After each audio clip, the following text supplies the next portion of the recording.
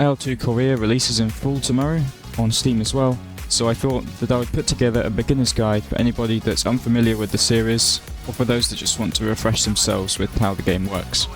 The video is long, so I've provided chapters in the description for you to skip to any relevant parts that you need help with. I would especially recommend checking out the keybinding section, as it has changed so much since Great Battles, 100% for the better, and there's so many details and features. If you enjoyed the video, I would greatly appreciate it if you could help me towards 1,000 subscribers. No pressure, enjoy the video.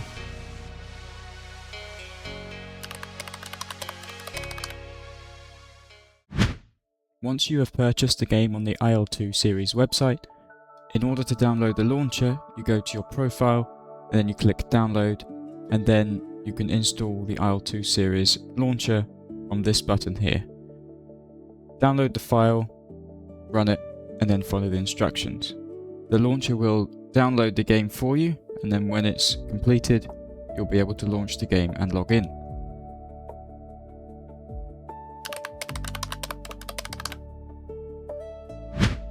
When you launch the game for the first time, you will be presented with this, and you need to log in with the same account that you used to purchase the game on the IL-2 website, or if you purchase the game through Steam, you'll need to create an account on the IL-2 website and then use it to log in here.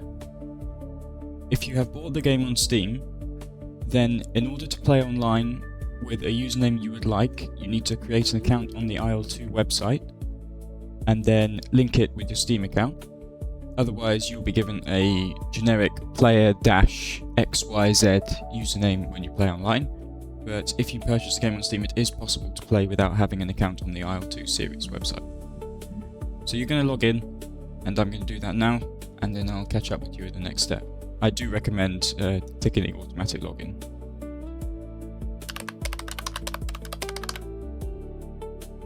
So once you've logged in, you'll be presented with this screen here, and what this is going to do is automatically detecting the peripherals you have connected to your PC, and for a lot of peripherals, including WinWing, Verpil, VKB, beta testers have made the profile for your particular device, and then you can choose to apply it or make your own. So I'm going to use this device, which is my throttle, and there is a default preset available. However, I'm going to skip this and I'm going to use the control setup wizard in a bit. This is my rudder pedals. Now, these are fairly generic, they don't have any extra functions, it's literally just rudder and toe brake, so I am going to use this device and I am going to load the preset. Now it's important to note that for the presets, some of them are not quite there yet. For instance, I don't know if it's been fixed yet, we'll find out, we'll test it, but with this particular rudder pedal preset, I believe the left toe brake is inverted, so it's worth checking all the axes. And then my joystick base, I am also going to skip that, and then we're going to go to the control setup wizard.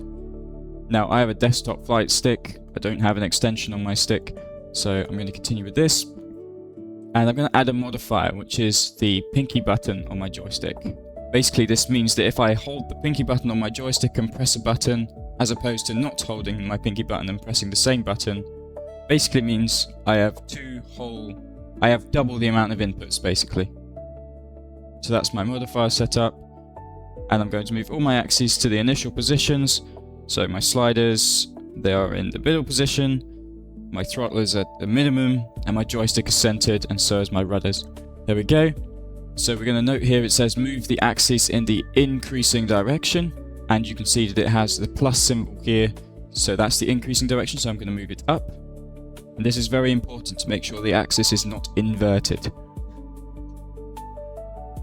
Now we're going to roll, same process, and the rudder, and we don't need to do this because it's already been done by the preset. So I'm going to go back here, and I'm going to skip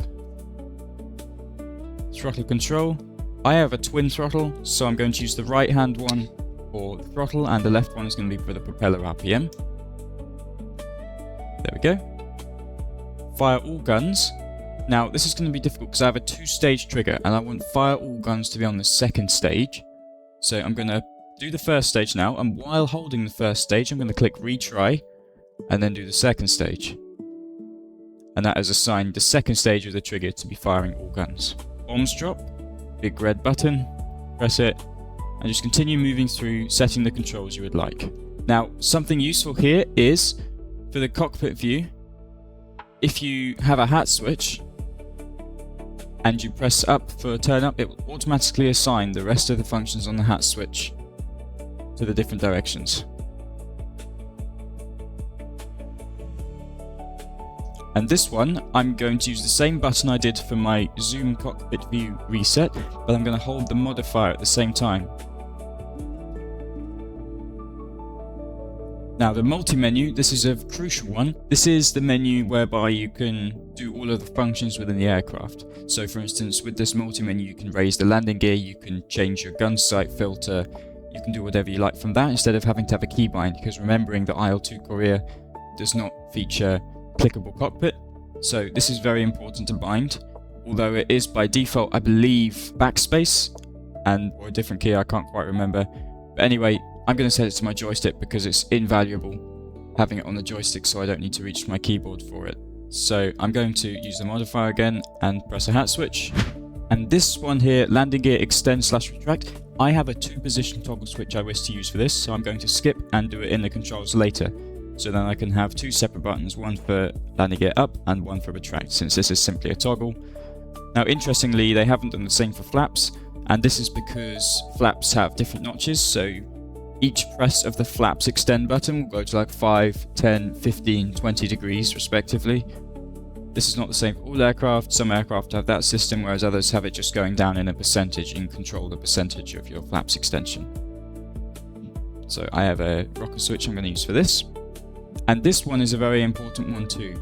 Your wheel brakes. The Russian aircraft, there is one wheel brake on the back of the joystick, and if you hold that and move the rudder, that adjusts the brake pressure on the wheels to help you turn in that direction you want to go. The American aircraft, on the other hand, have toe brakes and do not use this system. However, this feature of the game allows you to just have the one brake axis and use the same method as with the Russian aircraft. So that's worth noting. So I have a lever on the back of my joystick I'm going to use for this wheel brakes common, and then in the control bindings menu later after the wizard I'm going to go in and find my toe brakes and then map them as well for the American aircraft, since I prefer doing that instead of using the lever on the back of my joystick. So now we're going on to the more complex actions, so mixture control, propeller RPM. I'm just going to go through and map all of these.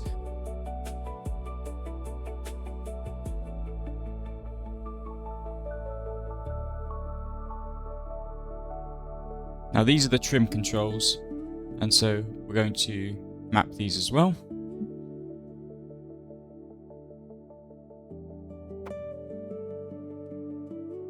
Something very important to note is that some aircraft feature a stabilizer and some aircraft feature elevator trim. These are virtually the same thing, so you combine them to the same controls because the aircraft either have one or the other. No aircraft has both. So all of these, stabilizer, servo, elevator servo trim, and elevator manual trim, I'm binding to the same hat switch controls. And the same will be for aileron and rudder. Okay, so we've now completed our joystick setup wizard. And you can see all of the controls we assigned. And it's interesting to note that, as you can see, each device now has a different color and is named properly, unlike in Great Battles where it was just like Joy 1, Joy 2, Joy 3, which is incredibly annoying. And as would often happen, your joystick might disconnect, and then that order of joysticks would be reshuffled, so now your rudder would be joystick 1 instead of joystick 3, and you'd have to redo all of your bindings or go into a file somewhere and change it.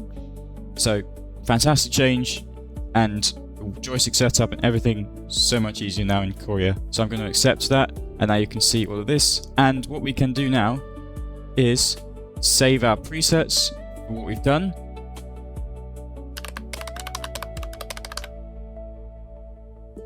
We're going to go into the all category and search up here for brakes. And what we're going to do here is wheel brake right and left. We can see that's already assigned to our rudder pedals, but we loaded a preset for this, so we need to check that the axis is correct.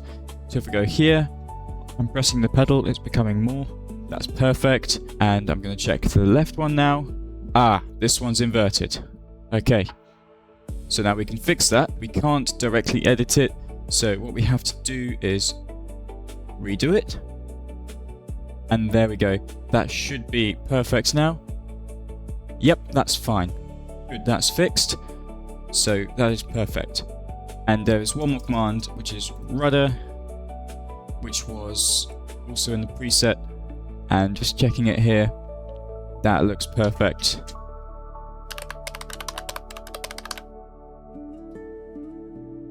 Now, interesting to note here, you can choose which one of these you would like. I will use exponent only. I will use completely linear curves.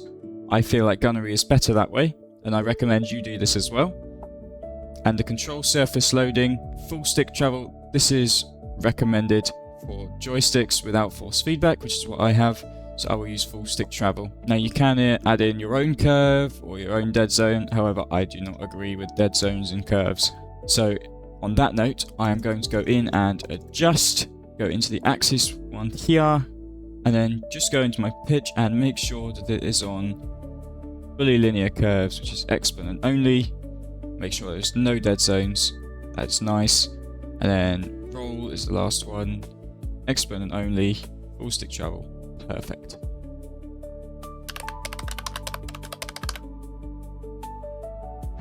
And now the last thing we want to do was landing gear.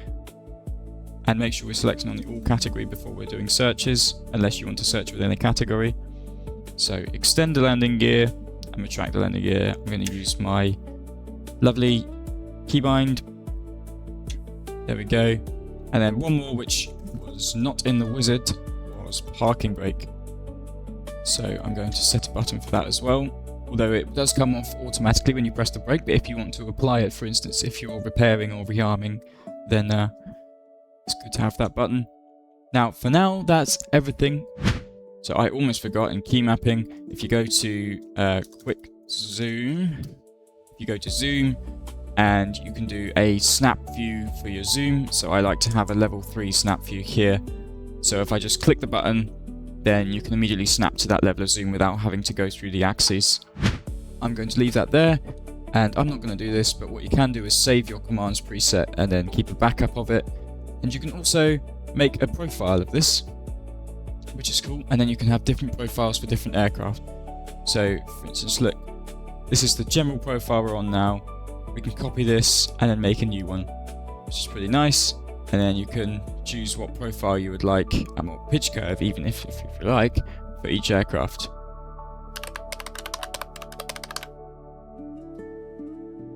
Now there is something I would just like to show you here in input devices, and that is the device list. You can, device management, you can rename each device. So for instance, I can rename my throttle base to throttle, joystick, and rudder. Whoops, wrong way around, okay. So this one's the joystick and the green one's the rudder.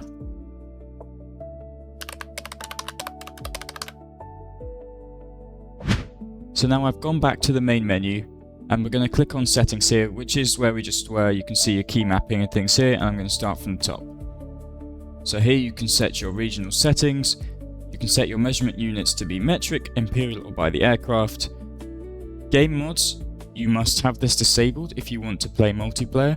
A lot of servers do not allow mods. And even if you have this enabled and no mods installed, I believe that will prevent you from being able to join multiplayer servers. So control helpers, I would very much recommend, if you are new, to at least maybe start with this on, otherwise you're going to be blowing your engine a lot of the time. But once you're more experienced, I'd recommend turning it off for the full experience. Flight recording, this will affect the size of your track recording. So when you're flying, you can press left control R and then it will record the track file, just like in Great Battles or DCS, and then you can go back and see the replay of your flight. I have all of these on. I think it's good to have these on. Automatic login, I recommend having these on as well. Flight interface, I would have, well, to be fair, it's up to personal preference.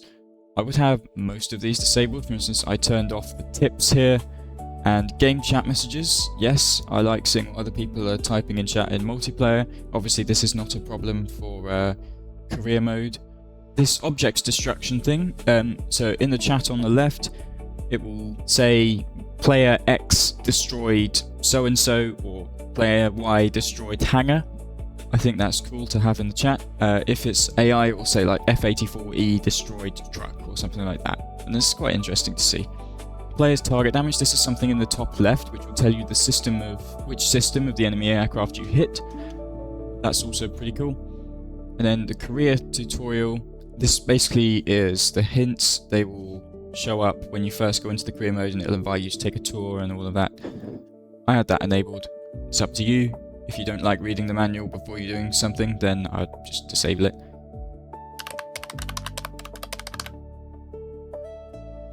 The HUD instruments by default, page 2. This is something we will go into now. So I'll just show you. You can go to HUD Setup here, and this is your HUD along the bottom here, which you'll have during the game. And you can see you can choose from 3 different pages, and you can select these when you're flying from the multi-menu, which I'll demonstrate in a bit. And you can choose from these 3 pages, which is 3 is the most minimalistic, 2 is smaller than 1, basically. And if you want to, you can create your own one. So if I put these back here, then if I want a big compass, but only a small engine RPM thing, and I want a big ammo thing and a big G meter, but I only want a small RPM and mixture levels thing, then you can do that all from here, and you can make a custom HUD, which I think is really cool. And you can just see all like your controls, your rudder, see what you're doing. Your max speed is pretty important. If you're in jets, you can see your payload and which bombs are selected at the current time. So, and you can also choose the alignment. And if you decide you don't like any of what you're seeing, you can just clear the entire panel by pressing this button, or you can reset it to default. So we'll apply these changes, and there you go. That is basically all of this page.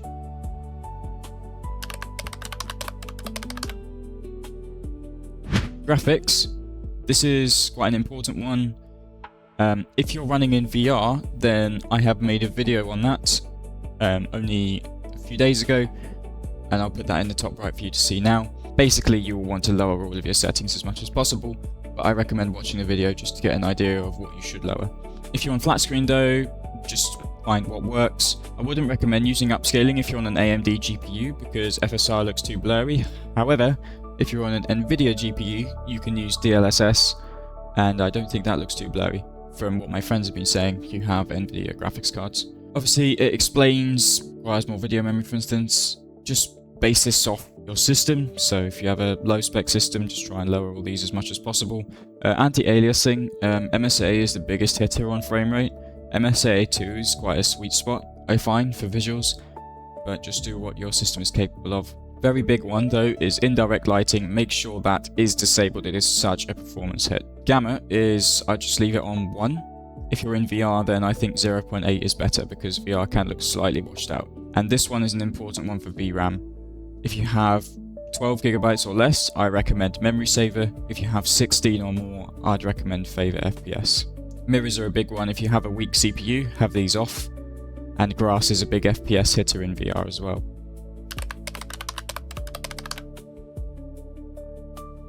Camera settings, I recommend turning up the zoom preset speed. Then if you have a quick zoom bound, then you can just press the button and it will instantly be at that zoom. Cinematic effects is basically if you're on an external view, then the camera will sort of wave around a little bit and try and look cinematic. I don't really like it. I think it could induce motion sickness in some people, to be fair, so I have that disabled. All of these personal preference, and then limit VR position is just the last one that I'd draw your attention to. And if you have that enabled, then the pilot's head will be kept inside the cockpit. You won't be able to lean through the glass. However, the pilot head model is fairly large in IL-2 Korea and Great Battles as well. So it's almost more realistic to have it disabled and then just get as close to the glass as possible without going through it, if you can manage that.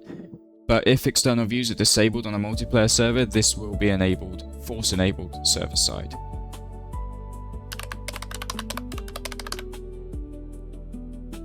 Museum music, I like to turn down a bit because it's a bit annoying. All of these personal preference, however, I think where it is at default is pretty good, although the career mode and single player missions has in-game music, like cinematic music, and you can see that on my Commander Korea first look video, which I also did a few days ago. I don't really like it very much, so I have that disabled. and you can see I already had it disabled on these here.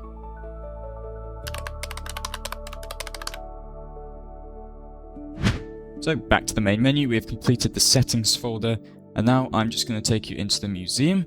And I'm not going to spend too long in here because it's just more fun exploring it for yourself. However, for instance, if you want to look at the IL-10, then you can fly it now. Then you can go to the thing here, and then you can see all the different skins. You can configure it for large ground targets, for instance, and then the plane in the museum will have these on it. You can then look at the aircraft, see all the control surfaces move, see the canopy open, see the flaps come down, and all of that kind of good stuff. You can put a pilot on, you can do it all from these controls here. So you can rotate the propellers, you can put the ordnance out in front of it, as you can see. So it's not something I'm going to spend a huge amount of time in, but some people will find it interesting. And then you can find different views to use. There you go, and you can look inside the cockpit and all. So I'm going to exit that. I'm going to go back to the museum. I'm going to show you in here where you can see the entire cockpit layout, the forward view, the left side, the right side. You can see what all of the functions are and the components. You can see the characteristics, so you can see the speed graph and all of the good data. All of these graphs some people will find extremely interesting, I'm sure. And then what's pretty cool is you can compare it to a different aircraft. So you want to compare it to the TU2, for instance. You can then see what all the differences are. You can see the differences on the speed graph and all of that good stuff. Flight manual, you can look at all of the default keybinds and the ones you have set. You can see which ones are required. You can see what's recommended for the operation of the aircraft. You just read through that at your own leisure. And then you can see all of the data about it and the history. But there you go, that's the museum. You can see that for each of the aircraft you fly, and then even for AI aircraft such as, I don't know, the B-29, you can do the same. You can see all the functions of that. You can remove the cowlings. It's all insanely detailed. So some people are going to have a lot of fun in here. And then you can go to ground vehicles as well. You can have a look at each one, and you can even open the doors and things on these as well. It's all so well animated and well detailed, it's incredible. And then pretty much every single unit is there as well, and you can go even into the map and just see, zoom in on the map, look at all the different aircraft, see the topography of the area. There's just so much to do in here, and it's insane.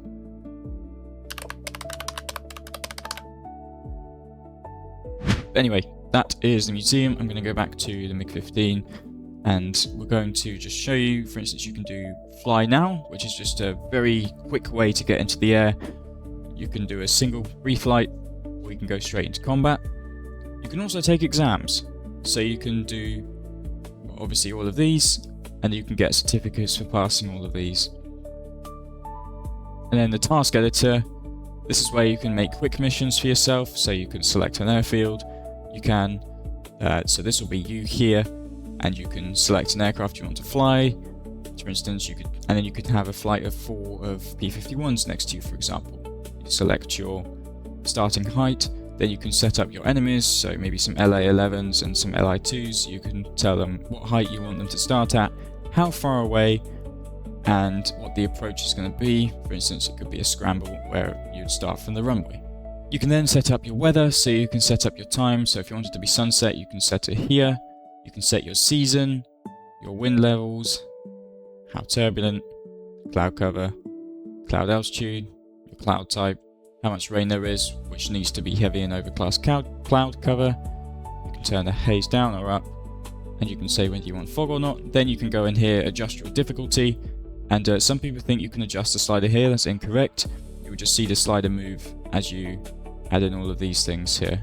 Now, adding any of these will immediately say that it's not at all difficult, but if you add these, it will go down gradually.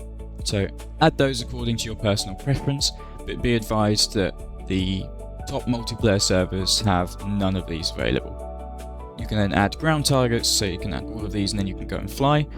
I won't fly now, we'll go fly in a little bit, but that was just an example. There are no campaigns yet, but there will be soon, hopefully.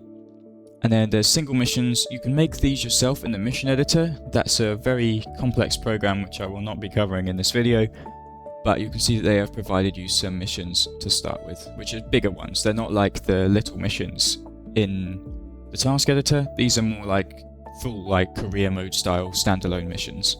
Now careers, you can make your own career. There's plenty of other videos detailing this. I'll put one up in the top right for somebody showing around it. I'm not going to do that right now because that's a whole video in itself. It's incredibly complex and well made.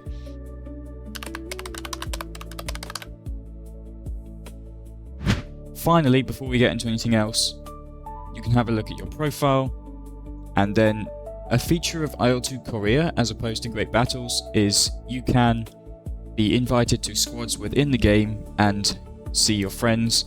So my friends here, for instance, you can see when they were last online, you can see what server they're in, when they are playing on multiplayer, etc, etc. And then you can see your own squad. As you can see, I'm in a group. Altonia has invited us all in. You can promote people, so I'm an officer, and then we have various pilots. Be advised, you need to have at minimum 4 pilots, otherwise the squadron will be deleted within, I believe, 72 hours. So I can even edit the squad. I'm not going to do that at this time, but you can change your prefix for the group as well. So this will appear before your name when you join a multiplayer server, for instance here. This will how it look, how you appear in a multiplayer server.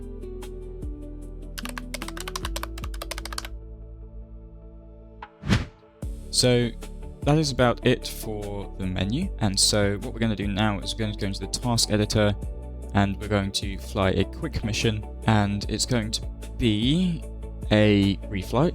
And I should have said earlier, you can go in here, you can select the mission type, and you can decide what sort of mission you'd like to fly. There's so many options in here. For instance, you can choose an area patrol in the MiG-15, and you can take off and you can go and patrol in this area. So there are lots of mission options here, and it decides where you are going to go. I don't think you can change that, but probably if you you could choose a different airfield and be there closer. Anyway, enough waffling about that. So what we're going to do now is we're just going to do a quick free flight. We're going to do one in a Soviet jet, so MiG-15, and then I'm going to do one in a P-51, just to show the differences between the braking. So for instance, having the lever on the back of your joystick as opposed to your toe brakes. So this all looks good, and just for the purposes of the video, I am going to allow these things here.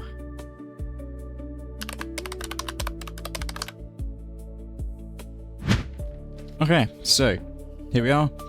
We are in the briefing screen, and we are taking off from here. And what I'm going to do is I'm just going to show you here with this little tool. You can do your flight path. So that's pretty cool. This is also available in multiplayer. You can use your right mouse button to stop plotting lines. Then you can do callouts, so you can report a formation of jets, for instance in this grid here. And you can see the time at which it was said and the pilot that did it. This is obviously useful for multiplayer. You can hide it or not. You can delete it. You can then do like a radius, so you can see, for instance, if you're looking at your combat radius, you can see how far out you can go before you need to return to base. Anyway, you can explore that at your own leisure. This is the important one here, setup page. This is available also in multiplayer. You can choose what belts you would like in your guns. You can look at your payload, you can put some bombs on, or you can put drop tanks on. And yeah, so that's that. You can choose the amount of fuel you want. You can set up your gun convergence. This is how far in front of you bullets from all of the guns converge to one point. You can choose some modifications, so you can put in better cannons, air brakes, you can put in additional armor, a G-suit, and then in your you can, on American aircraft, you can set a custom helmet, and you can set your call sign. You can set your paint scheme and add in a custom sticker as well. You can change your livery. So we're going to do all of that. Now that's enough here.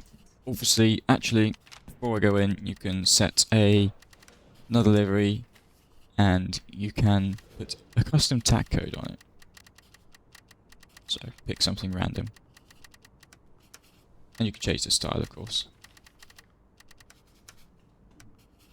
Right, so we are ready to start. I'm making sure that my throttle is at minimum and my toggle switch, my landing gear is at the down position, and then everything is ready to go.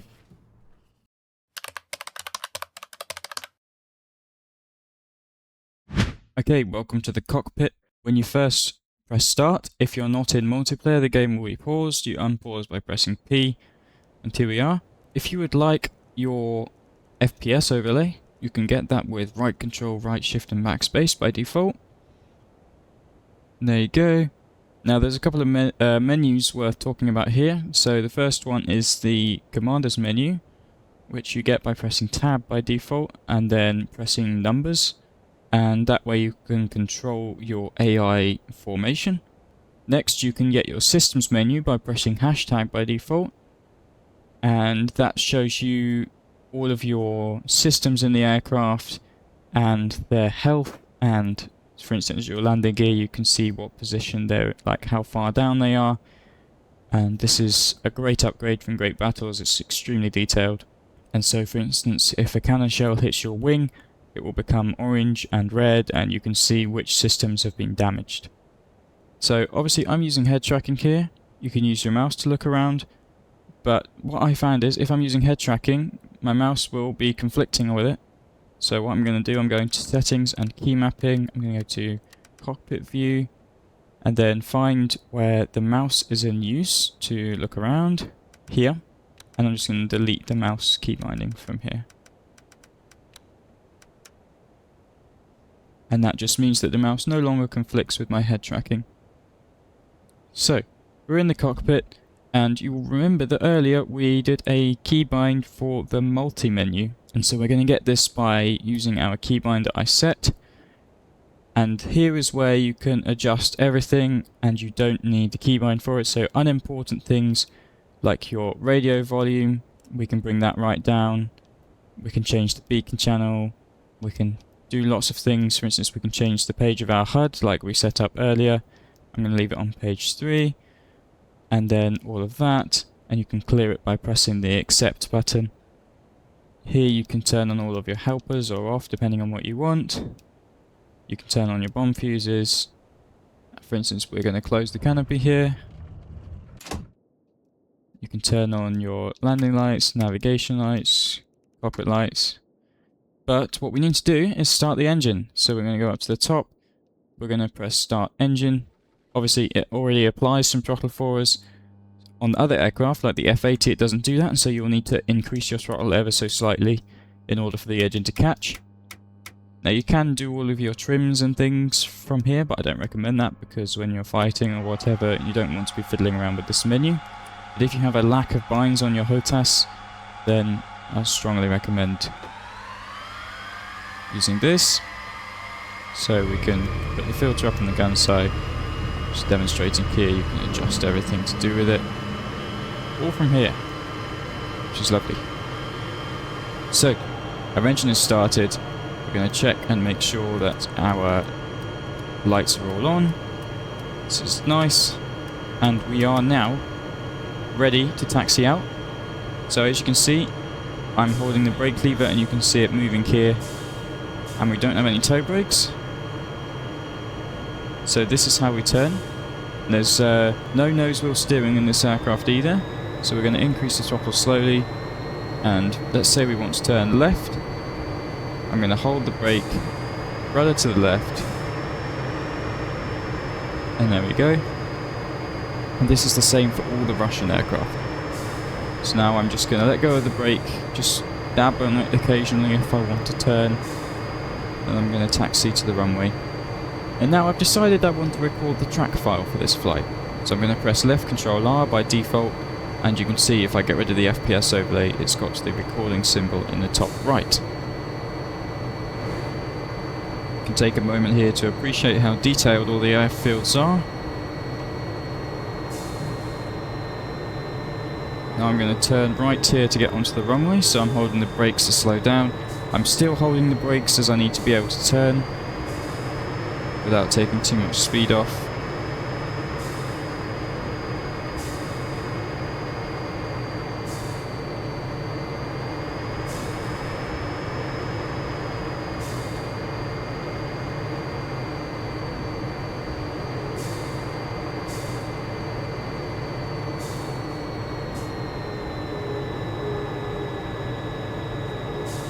Should be enough runway.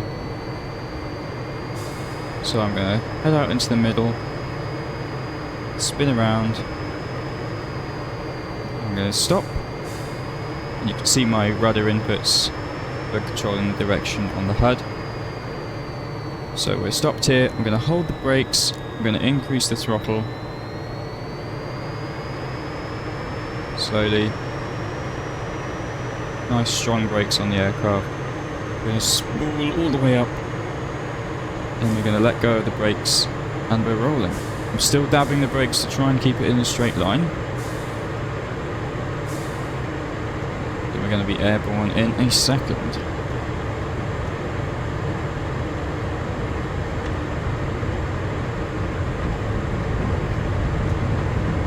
You can see we found our snap views to a hat switch, so if I don't want to waste my neck looking around, we can do that. We are off the ground. Beautiful. We're raising the landing gear with the switch I set, or you could have done it with the menu here. Whoops, that's not the right one. Could have done it in the menu down here, with the landing gear toggle here.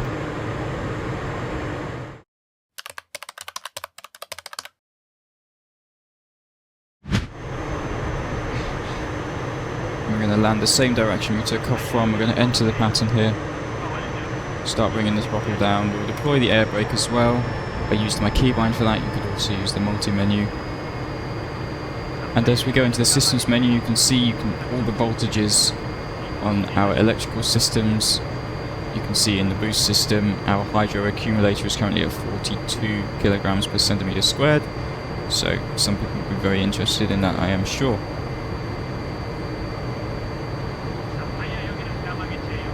So we're still bringing the speed down, bringing it down. And once we're a little more over this way, I will start turning for the runway.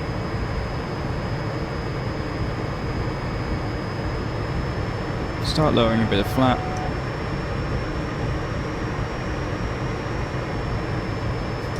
And you can see with each click of the flaps, it goes down another notch. So this has full down or 20 degrees. We're currently at full down. Now let's lower the landing gear with this menu, just to demonstrate.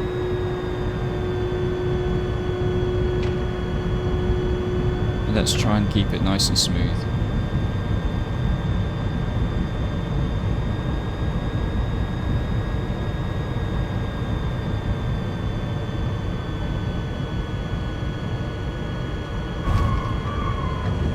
There you go. Lovely landing there. Probably the best landing I've done in the MiG so far.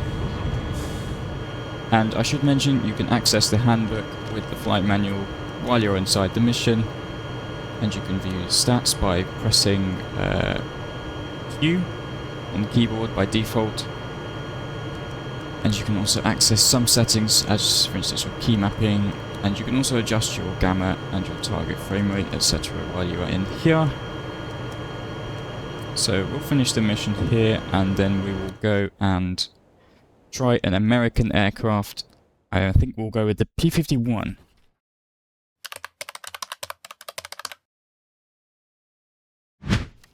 So just worth noting, we're with the P-51 here, and we can select a custom helmet. Stick on a nice paint scheme. Let's go. Get everything switched on quickly. You can see we have more controls here because we have a radiator and everything, although it does have an automatic mode, so that's useful for us. All of our helpers, we're going to have them off, and we'll close the canopy, and let's just wait for the engine to get started. Now I have manual mixture mode on, so we need to put the mixture to run mode down here.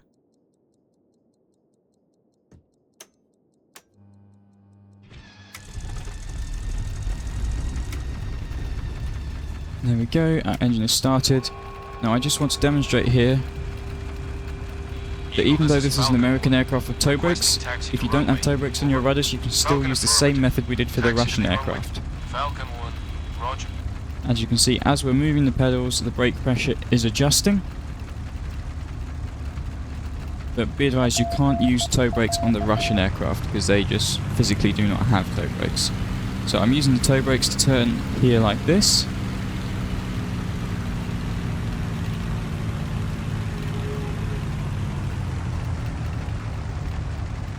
Or I can turn again by using my general brake lever and turning to the left as well. How cool is that?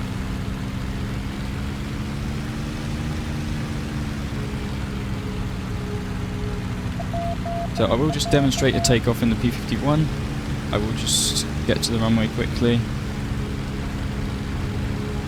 Just to demonstrate that, unlike in the jet, you will need to apply rudder to counter propeller torque as it tries to drag you to the left the more throttle you apply. Takeoff. Turn off the jolly radio. Falcon, this is George Hero. In contact. There we go. So what I'm going to do is hold the brakes, gently throttle up. You'll notice I pull the stick back and forward again, and that's locked the tail wheel. And this is important for propeller-driven aircraft with a tail wheel, that you lock the tail wheel by doing that before you take off. Otherwise, you'll find it's hard to control. Let the nose drop here, let it gather airspeed, then gently pull back, and you are airborne.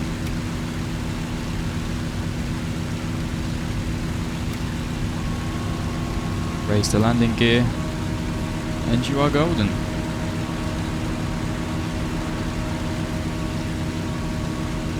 Now, I'm not going to demonstrate a landing just to keep the video more concise, but just remember that when you're landing a propeller-driven aircraft, it has a tail wheel, so your knee's going to flare more when you're landing if you're aiming for a 3-point landing than if you are with a aircraft with a nose wheel, such as the MiG-15 which we just did, making propeller aircraft, I think, slightly more difficult to land.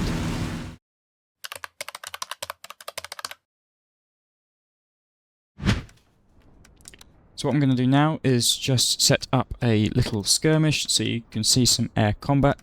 I am going to fly a F-86 and the enemies are going to be in IL-10s and let's go with MiG-15s.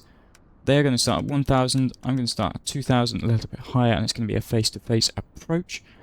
And let's just set the season to winter, and there we go. Okay, so we are in the menu. I'm going to drop the fuel down a little bit and just get straight into it. Now just remember, we're in jets, so we don't want to be making any harsh turns. We want to be keeping our speed up all the time.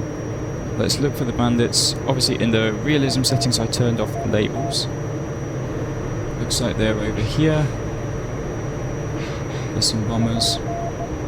So let's go in a straight line and hope that we are not going to get caught. 6 looks clear.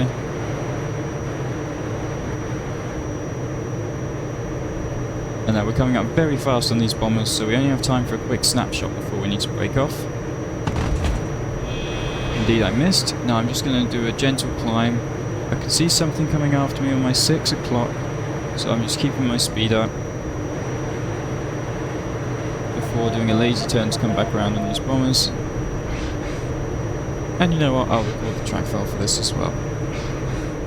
So there's a bomber down there that I can see. Let's aim for him while keeping our speed up.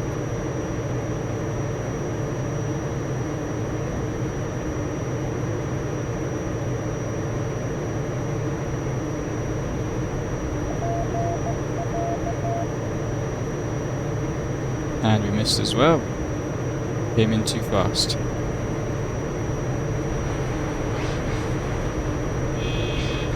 And if you pull too hard in the F-86, the wings will come off. I'll demonstrate that in a second. Let's just try and get one bomber here and call it a day at that. If you pull too hard, you will over G, and then your pilot will become tired for the rest of the mission. It's worth mentioning. Let's go for this IL-10 here. Wow, there we go. That was some nice explosions there. Some more there. Right, that'll do, and I'll just show you. If you pull too hard, your wings will come off. Falcon, this is George. So just bear that in mind. In contact. It is absolutely possible to over-G the aircraft. Jet. Default keybind is left control E.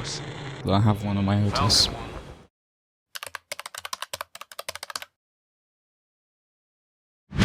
Last thing to mention is track files down here.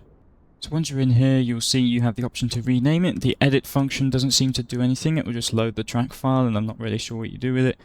The button you want to use here is the load button, so we'll select the MiG-15 free flight we did earlier. We can rename it to MiG-15 test. We can load it. You can also sort by the recording date or the file name, and we'll just load it. Now we are loaded into the replay.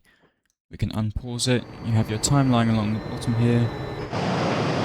And then it does have sort of an AI camera thing. You can pull up the hints with the keybind right +H. And I'm going to turn off the AI cameraman because it's a waste of time. It doesn't work properly. You can accelerate the time, so you can adjust the camera view you want. I will hide these hints now. With the function keys, so you can do F1, F2, F3. F4 is your gun cam, and you can move it around with your mouse, up and down. You can look at your ground units, but I'm just going to go here and then into the external view. You can adjust the FOV with your plus and minus on the keyboard if you have a number pad, or you can use a scroll wheel on your mouse. You can move in closer or further with the right mouse button and moving it up and down. And what's pretty cool is you can hold the control key, left control, and then move your mouse left and right, and then that will rotate the camera left and right, so that's pretty cool. And then the shift key, you can adjust the placement of the aircraft in the frame. And then one other interesting camera is left control F3, which is the flyby camera.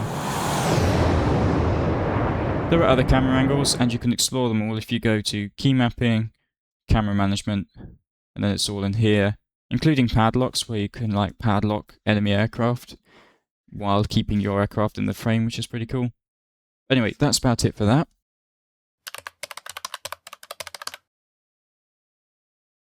Last thing I want to talk about is multiplayer. You can join servers in here. For instance, Combat Box Korea currently has 0 players, but you can click on the server information. You can see what the settings are that they have for the server, so they don't allow Tacview recording. That's a thing to note. And I will show you in a second just a thing you can edit in startup.cfg for Tacview to record for servers that do allow it, or your single player missions. You can see the list of missions that the server has. You can see who's in the server, and you can also refresh the server list to see if anything's changed.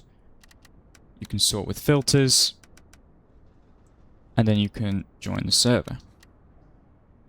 And it will download the mission file, and then you can get into it. Okay, so once you have loaded into the server, you will see this thing up the top, which shows you the number of pilots on each side, or you can go to the statistics here, and there will be lists of pilots on each side. From here, you can also friend request people once they're in a server, or you can become a gunner and jump in, for instance, an IL-10 gunner seat. You will have different spawn points. Be aware that if you select a North Korean spawn point, there will then be a cooldown timer before you can switch back to the other side. So if you select a spawn point, you can then select a plane. You can set it up just as you do in single player mission. And that is about everything. Obviously you have the same briefing tools. You can draw lines, you can set callouts for other people around the map, and you can also get the chat down here. You have all team or squad. As you saw, I was in a group, a CAG group, so I could send messages in here that only my squad can see. I would very much recommend reading the briefing for each mission to make sure you understand how the mission works. Other than that, that is about everything for multiplayer. There you go.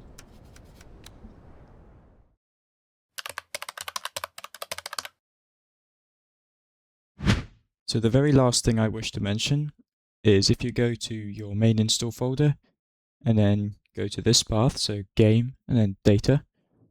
And I just want you to go to startup.cfg. There's a couple of things in here that are important. So the first one is, if you scroll down to this line here in the graphics section, or underscore render underscore I, make sure that it's set to 1, and that in that case your monitor will display the right eye mirror from your VR headset instead of both eyes, saving some rendering power and also making it easier to record content if you do that.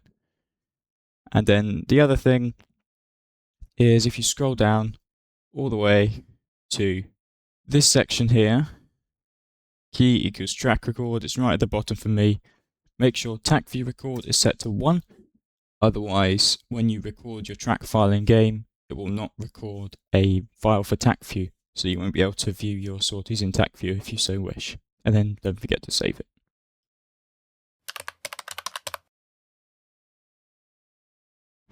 Thank you for watching this beginner's guide. I hope you found it helpful.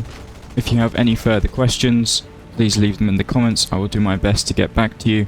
But I hope the video gives you some familiarization with how the game works, how the systems and the UI works, and I hope that if you're planning on buying the game, or you've bought it already, that you found it helpful.